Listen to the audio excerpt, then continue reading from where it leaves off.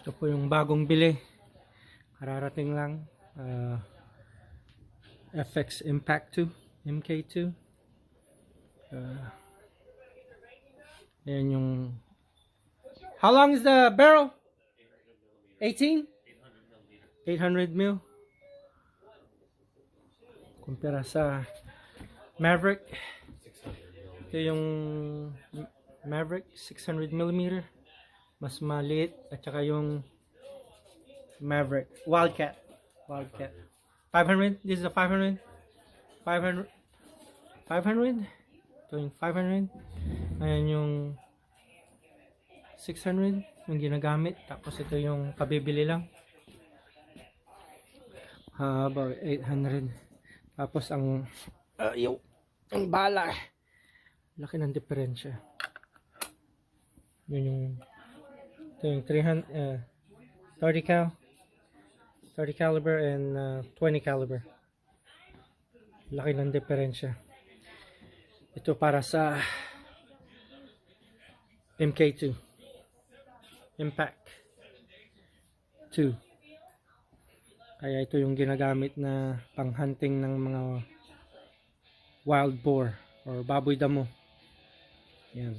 22 at saka 30. Ay, nang diferensya. Heavy hitter. Excuse me. So, yeah. Diferensya ang haba. 800 pang sniper. Tatlo ng FX pang hunting. Para sa Texas. Excuse me. Tapos may dumating na 4 na sleeve. Kukunan ng scope. Isa lang ang magazine dumating. Yeah, it's slightly used. Kaya lang upgraded. Upgrade. So, ito talagang sa Pilipinas pwede lang ipadala mga to. So, ito yung ginagamit na pinang bubomba ng hangin. So, yes sir. Kunting airgun collection lang. Pang hunting. Kasi regular na baril.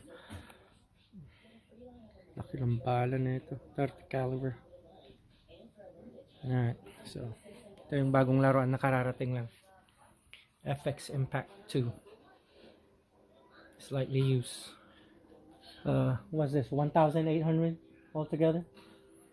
1,800. Upgraded. Upgrade. Alright. Length. Yung haba. Diferensya ng haba.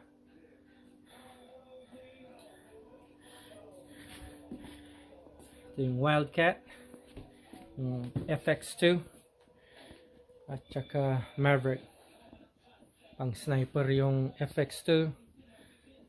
Yung Maverick pang regular. Pwede rin.